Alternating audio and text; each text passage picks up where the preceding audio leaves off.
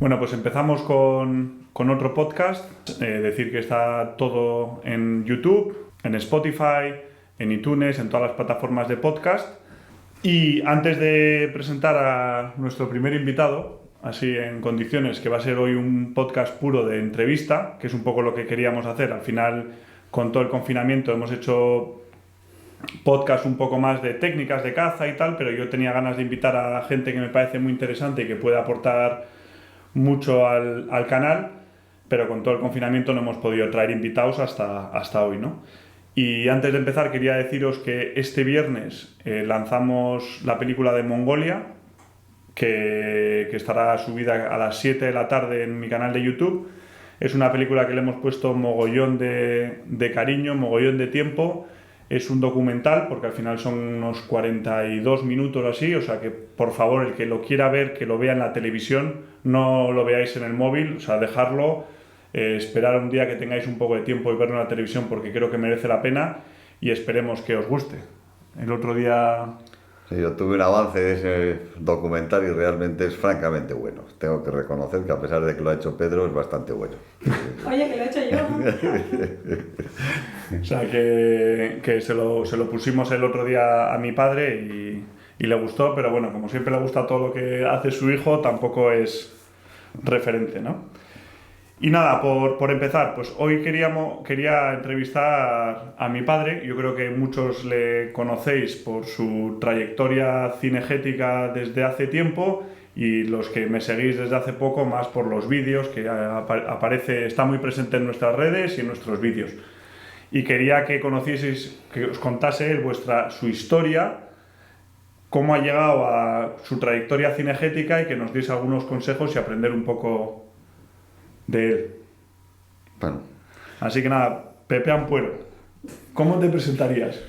bueno, vamos a ver, pues yo nací en Guecho, en Vizcaya, el 26 de agosto de 1949, o sea que tengo 70 años, ¿eh? Pero me considero no de Guecho, sino me considero más de Bilbao, donde he vivido la mayor parte de mi vida, aunque también he vivido en Madrid, pues varios años, he vivido también en Los Ángeles, en California, he vivido en Londres, bueno, y he dado muchas vueltas, sobre todo por México, que lo conozco pues perfectamente.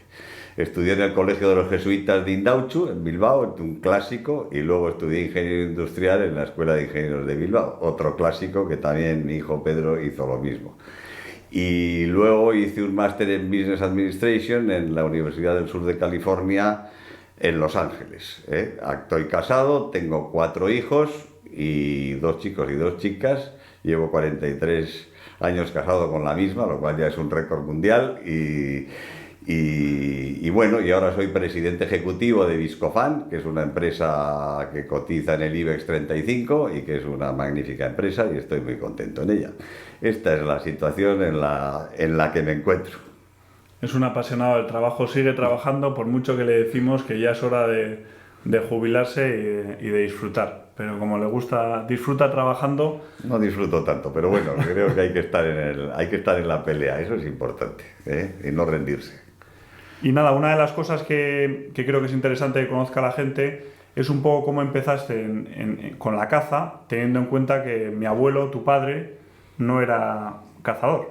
No. Algo cazó, pero no era así. No, mi abuelo, perdón, mi padre tenía un par de escopetas ugartechea, de vez en cuando iba al típicos ojeos de perdices, que entonces había en el sur de España, en Toledo, en Ciudad Real, magníficos ojeos en aquella época, pero no era aficionado a la caza. Y tampoco era aficionado al campo, le gustaba el campo, pero no, nunca era aficionado al campo, ni a la montaña, ni nada. Era hombre de mucha lectura, de mucha cultura, de estudio, de trabajo, de tertulia, una persona encantadora, pero no era cazador. Sin embargo, apreciaba muchísimo el mundo de la caza y siempre me animó a mí a la caza. Pero me parecía estupendo que cazara, pero no era cazador.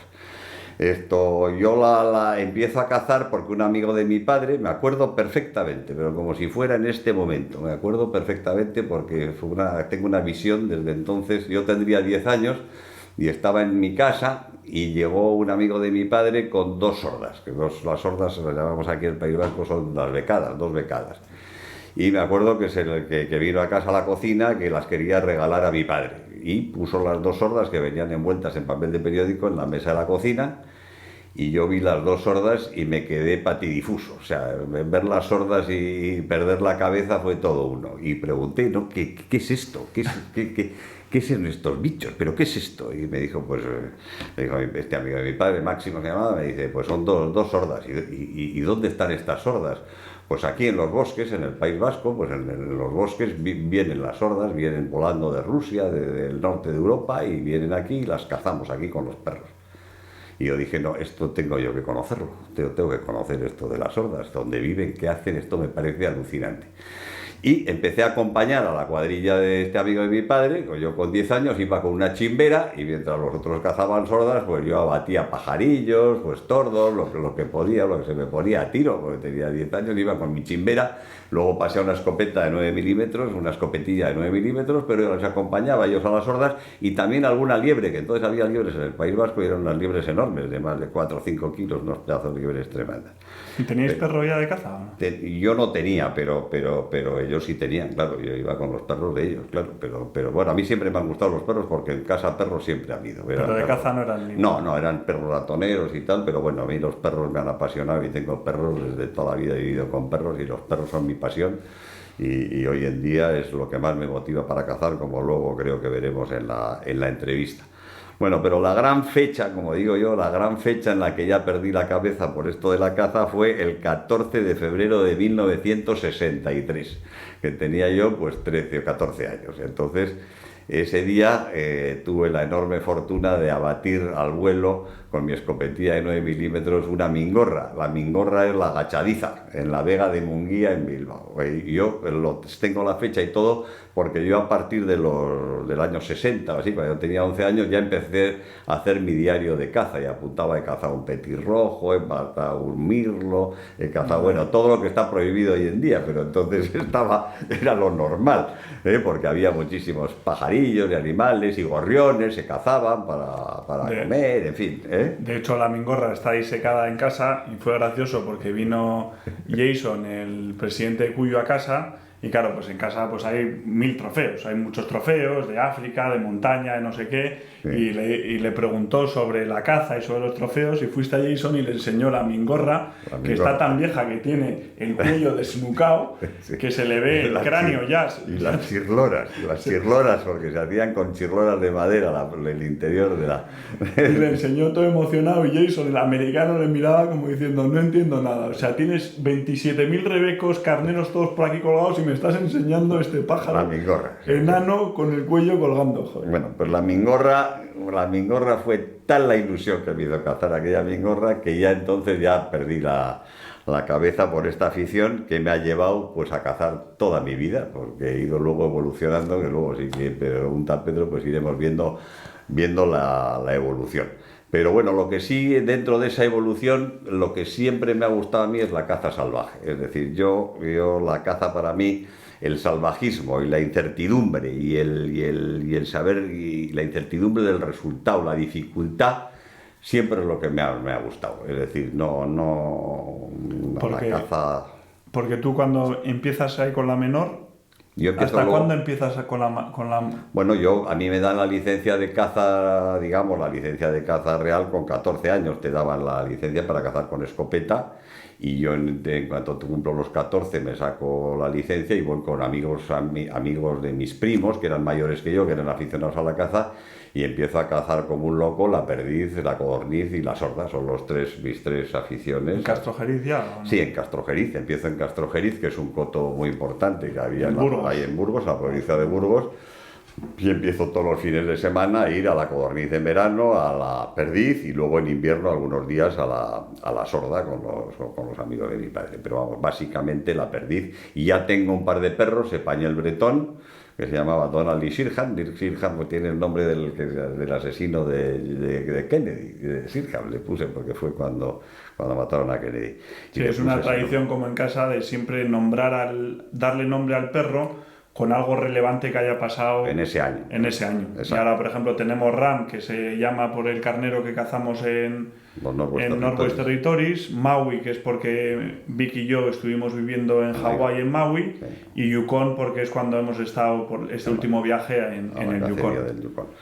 Entonces, bueno, pues yo siempre he sido un hincha de la perdiz pero la perdiz siempre al salto. El ojeo no he ido a muchos ojeos porque me han invitado a muchos ojeos, pero no me atrae. A mí nunca me ha atraído. Me parece un espectáculo precioso, no lo critico, pero no, yo prefiero matar 4 perdices o 6 perdices en mano con mi perro, o 2, o una, o bolo, que un ojeo de 100 perdices. Y si ya son de bote, pues ya muchísimo menos, ¿no? Pero antiguamente no eran de bote, eran perdices de verdad las de ojeo, y eran unos ojeos espectaculares y un espectáculo precioso, pero nunca me ha atraído. Yo necesito, si mato una perdiz, tiene que ir mi perro, tiene que cobrarla, tengo que abrazar a la perdiz, verla, mirarla y colgármela. Es fundamental. Y le tengo un enorme respeto a la perdiz, me parece un trofeazo.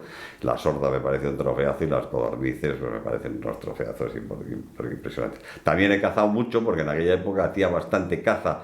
Por eso maté la vingorra en las zonas de marisma, en el País Vasco, en las entradas que había de las aves migratorias, en la Vega de Noja, en las vegas que entraban, que hoy en día están todas protegidas, no se puede cazar, que era muy bonito cuando entraban los bandos de ave frías, de churlincones, que son los zarapitos, que hoy no hay ninguno, entraban los gansos, entraban las cercetas, entraban las sordas, entraban las vingorras, y era muy bonito cazar en mano con perro en las zonas de lagunas y tal. Me parecía maravilloso tirar alguna cerceta, algún pato, alguna sorda. Unos días preciosos de caza, y sobre todo cuando entraban las aves frías en invierno y tal, era una preciosidad. Y también luego he tirado bastantes patos en México y en otros sitios, que me parece también una cacería preciosa. Y también he ido a pasos de palomas tradicionales en el Pirineo, etcétera, que me parece también muy bonito, pero he preferido siempre la caza al salto. Con perro es fundamental, salto con perro y en mano, y sufrir un poco y andar 10 o 20 kilómetros al día. Y de, por ejemplo, lo que más has cazado de menor, que es la perdiz, la codorniz y la becada. Sí. ¿Cómo ha cambiado? Porque yo todavía me acuerdo, yo cogí justo el final de, por ejemplo, la codorniz. Sí. ¿Cómo ha cambiado la caza menor? Bueno, la caza menor a día de hoy ha cambiado, yo diría, a muchísimo y a peor. Sin embargo, la caza mayor ha cambiado muchísimo y a mejor, o a más cantidad. Luego hablaremos de matices, porque ahí hay matices interesantes para los que estáis cazando ahora, de los cambios que ha habido. Pero la caza menor ha pegado en España un bajón impresionante, y es básicamente por el tema de la agricultura. La agricultura ha cambiado. Ya el primer cambio brutal fueron las concentraciones parcelarias, que yo conocí Castrojeriz sin concentración parcelaria, y entonces había muchísimas lindes, arroyitos, perdidos y cosas de esas, y era una gozada porque la perdiz tenía muchísimos sitios para criar, el conejo, liebres había a punta de pala, conejos habría miles, entonces pues tenía muchísimo refugio la caza. Al hacer la concentración parcelaria y hacer parcelas en vez de 1 hectárea, de 10 hectáreas, de 20 hectáreas, se rompen las lindes, se rompen los arroyos, se rompen las esquinas, las zonas de protección, se ara con tractores gigantescos, y entonces pues se convierten en zonas medio esteparias de muchas hectáreas, y se pierden en los cotos muchísimas hectáreas. Y ¿Eso antes... en qué año fue? O sea, al final la concentración parcelaria, por si alguno no sabe, es que agrupaban los agricultores sus tierras unidas, y así podían pues cosechar tierras más grandes de una tacada y con tractores ser en mucho lugar de más a mano, eficiente. que en vez de con la hoz y con esto, que yo he visto, pero bueno, antes ya se metían los tractores, que era mucho más eficiente, ¿no? Eso lo que hace es que disminuya la densidad de la caza. Luego también había un control de predadores muy importantes, porque en aquel momento no estaban protegidos muchísimos de los predadores que ahora están protegidos, que yo creo que en algunos casos con exceso, ¿no? Pero otros no estaba, se les perseguía bastante a algunos predadores, a los zorros, a aguiluchos, etcétera. No había una protección tan brutal como hay ahora, y entonces había un control de predadores importante. Entonces se produce la concentración parcelaria, se empieza a proteger a los predadores.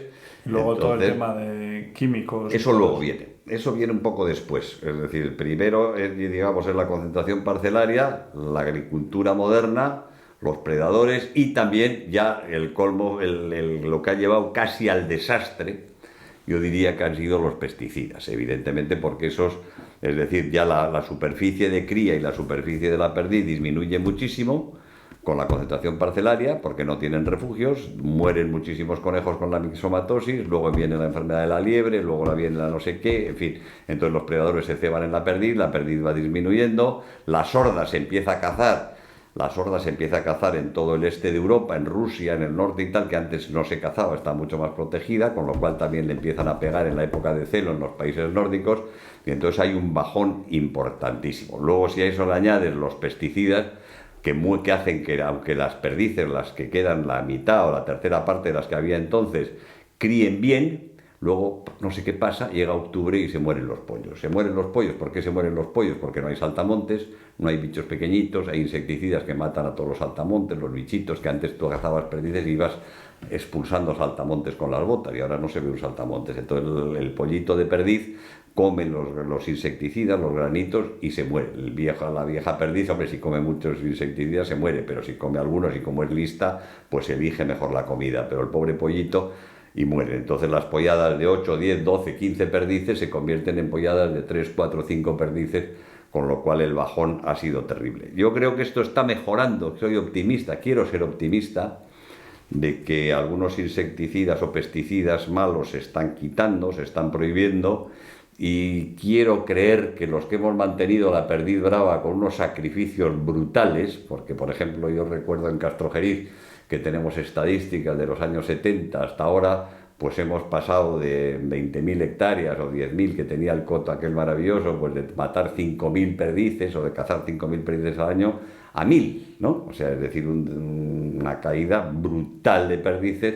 Pues ahora empieza a remontar un poco, yo diría, a remontar un poco. Y yo diría que en el propio coto nuestro que tenemos ahora, que está cerca de Burgos, pues estamos volviendo a resultados de hace 10 años, en el último año. Vamos a ver si es verdad y se consolida, ¿no? Porque hemos ido cayendo y cayendo y cayendo, y ahora yo tengo una cierta esperanza de que la perdiz brava, gracias a los cazadores, que lo repito, gracias a los cazadores se puede salvar, ¿no? Entonces vale. Es un tema muy importante. Y una de las cosas que no has comentado también sería la forma de cosechar. También, claro, que bueno. No hay paja, cosecha muy pronto. La forma de cosechar ahora es parte de la agricultura moderna, porque claro, ahora te meten, es impresionante cuando ahora vas a cazar codornices, eso tiene un gran efecto, sobre todo más con la codorniz que con la perdiz, porque claro, tú de repente vas ahora al monte y ves unos campos maravillosos de trigo y dices, ¡buah! Estamos a jueves, el sábado van a cosechar esto, ahora no puedo cazar porque está sin cosechar, pero el sábado voy a venir y seguro que esto está magnífico de codornices. Bueno, pues llegas el sábado y no queda una paja, está como un campo de fútbol. O sea, no solo han cosechado, porque en una noche han arrasado todo el campo de trigo, bueno, lo han cosechado, no digo arrasado, lo han cosechado, sí, con unos tractores fantásticos y gigantescos, y luego han pasado las recogedoras, han cosechado la paja, han recogido la paja, han empacado y se la han llevado. Es decir, de jueves a sábado, todo tu plan cinegético se ha venido al traste. Si no lo pican o lo pican y desaparece, con lo cual esas codornices, si es que había, o emigran, o han muerto o han desaparecido, o se han marchado, ¿no? Entonces, esos son unos disgustos que te llevas hoy en día muy fuertes. La codorniz ha pegado un bajón en Burgos impresionante. Pedro recuerda cuando iba pequeño conmigo, pues disparar 100 tiros a codornices, no digo que fuera normal, pero era posible, llevábamos para matar una o dos. Para matar una o dos, pero bueno, pero para matar 10 o 20 o 30, lo que sea. Pero llevábamos cartuchos y ahora, pues en los últimos años, yo compro un cajón de 250 cartuchos y prácticamente hago la temporada entera y me siguen sobrando para el año que viene, ¿no? Entonces ha habido un cambio en la codorniz, ha pegado un bajón brutal por las cosechas. No, y de hecho ya lo que se cazaba antes en todas las hileras de paja recogida... Ya no hay. Ya, aunque haya paja, ya los codornices ni van. Ya lo cortan muy corto también el trigo, lo cortan casi como a un ras. campo de fútbol, a ras, lo cortan perfecto. Los campos están, desde el punto de vista agrícola, están optimizadísimos, están optimizados, entonces entran los tractores perfectamente, no desperdician absolutamente nada. y bueno, yo comprendo a los agricultores, pero no cabe duda que eso no es positivo para la caza. Pero vamos, yo a los agricultores les respeto, porque gracias a ellos la caza tiene comida y gracias a ellos hay trigo y hay paja y hay cebada y hay arroyos, etcétera. Pero al no respeto, el único problema con los agricultores, yo te diría, son los pesticidas. Eso ya no me parece correcto. Sí, pero que no es culpa de ellos, es culpa del sistema. También la administración que les permite echar determinados pesticidas que deberían de estar completamente prohibidos. Y todo el sistema de... Exacto, de la PAC y tal, que debía de respetar lindes, deberían de respetar perdidos, deberían de respetar una serie de cosas que, bueno, que gracias a los cazadores pues estamos intentando mantener. Y bueno, seamos optimistas, no vamos a llegar nunca ya a lo que fue hace 20 o 30 años la perdiz, la codorniz y la sorda, pero bueno, los que no somos muy ansiosos y nos conformamos con 2 o 3 perdices bien matadas y bien cobradas con nuestros perros y después de 20 kilómetros de andar, pues nos volvemos encantados de la vida, porque amamos el campo, los perros y las perdices y las sordas, con lo cual pues no... Hombre, yo recuerdo momentos maravillosos, pero bueno, eso ya pasó y disfruto como un enano aquí en compañía de Pedro y de mis amigos, o sea que es fantástico. Pero es curioso ver las fotos que estuve viendo yo el otro día tuyas antiguas y las perchas de conejos y de liebres que hacíais, era una cosa que ahora no se ve ni una. Ni un conejo. Ninguna. Nosotros nos limitamos a una liebre de cupo, a cosas de ese estilo. Como... Yo las veo y no las tiro, porque es que al final dices, para una que veo, a ver si remontan, pero... Exacto, pero bueno, vamos poco a poco y a base de cuidar, etcétera, pues yo soy un poco optimista, o quiero ser optimista, ¿no? Yo quiero morirme tranquilamente cazando perdices y creo que lo voy a conseguir. Ya tenía mis dudas, pero creo que lo voy a conseguir. Espero no morirme pronto, pero bueno, vamos a ver. Y nada, pues eso. Empezaste con la menor, pero ¿cómo descubres la mayor y cómo empiezas un poco a cazar? Bueno, empecé con la menor y sigo con la menor, que quede claro. O sea, que sigo cazando con la menor y probablemente es lo que más me gusta hoy en día, pero ya hablaremos eso de qué es lo que me motiva ahora para cazar. Pero bueno, yo paso a la mayor el año 72, y recuerdo que me llama un íntimo amigo mío que se llama Juan Garay, que es un magnífico cazador y un magnífico ecologista y que ha sido director del Parque Nacional de Cazorla y de Doñana, magnífico cazador, magnífico amigo, espléndido, un tío espléndido, y me llama un día y me dice, oye Pepe, ¿por qué no nos vamos a cazar rebecos? Yo era mi amigo de su padre, más que de él, porque con su padre cazaba perdices, y me dice, rebecos, bueno, pues venga, yo me animo, yo tengo un 270, como un 270 Malinger, y nos vamos al Valle de Ordesa a cazar rebecos, al Parque Nacional, a la parte de arriba del Parque Nacional, y allí mato el año 72 el primer rebeco. Una paliza tremenda de esas de rebeco, de esas de muerte, porque entonces había muchísimos, así como perdices había muchísimas más, rebecos había muchísimos menos, pero muchos no, muchísimos menos. Ver un rebeco era una hazaña. Entonces allí, pues, al final del día, medio muerto, conseguí cazar un rebeco en un valle maravilloso y luego la vuelta fue un calvario para llegar al pueblo, que llegué medio muerto y dije, no vuelvo a cazar alta montaña en mi vida. Bueno, a la semana siguiente estaba pidiendo permisos en otras reservas nacionales como un loco, porque aquello me había enganchado de una forma brutal. Y recuerdo un rebeco que maté en el Alto Pallars con un guarda que se llamaba Pepe Rosell, que era un guarda extraordinario, que fue el récord nacional de aquel año de rebeco, un rebeco viejísimo, maravilloso, al que le reclamó con un ladrido que no había, luego no he oído a ningún guarda reclamar ladrando a rebecos, y con la boina. Estaban en el celo en noviembre y le reclamaba con un ladrido que hacía él, y con la boina, y nos vino un rebecazo pues, de 12 o 13 años, maravilloso, que se nos metió a 50 metros y lo abatí con rifle. Y bueno, ya eso fue como la mingorra que he dicho antes. Ya dije yo rebecos ya toda mi vida. Y desde entonces, pues prácticamente todos los años voy al rebeco, al Pirineo. ¿El ladrido era ladrido o era el ruido ese que hace? Un ruido como... No me acuerdo bien, han pasado tantos años que no me acuerdo bien, pero le hacía él un ruido y movía la boina. Hemos evolucionado de eso a ir por el Pirineo con una silueta de rebeco para ver si se meten a distancia de arco. Bueno, aquel lance fue fue para mí tremendo y ya entonces me aficioné a los rebecos y yo a los rebecos pues llevo desde el año 72, menos 2 años que estuve en Estados Unidos.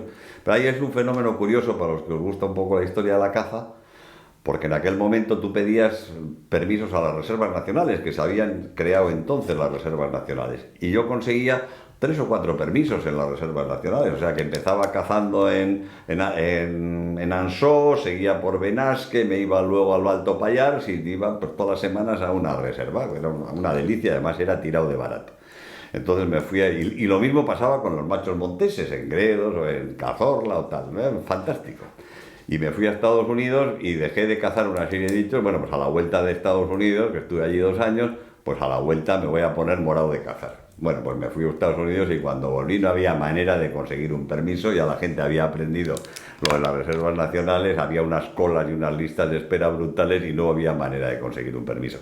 O sea que fue un tema de una evolución rapidísima y fatal. Esos los 2 años que perdí, que gané profesionalmente y en Estados Unidos cinegéticamente fueron nefastos porque me quedé sin cazar un montón de rebecos, machos monteses, etcétera, en España, porque fue una maravilla. Pero al rebeco he ido desde entonces todos los años.